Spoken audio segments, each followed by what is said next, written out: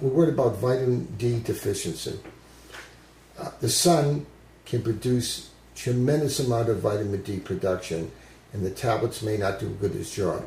So we have to balance what is the good way to get vitamin D in the body.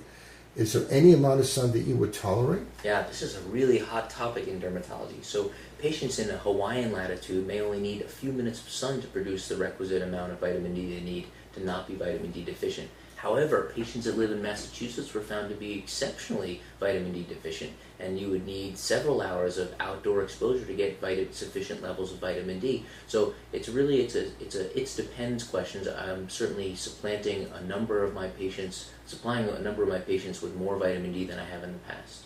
So in other words, in the northern climates, there's so much of the ozone layer, it prevents the penetration of the kind of light you want? I think just more of ambient sun exposure. We're not getting as much sun as they are in locations close to the equator.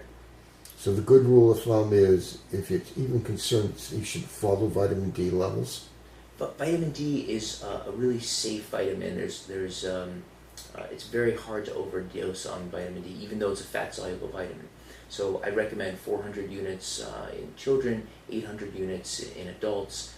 And that's, together with some ambient exposure, should be plenty. And if you're going to recommend vitamin D, would it be the D3 or the D2? It's the D3, which is the bioactive.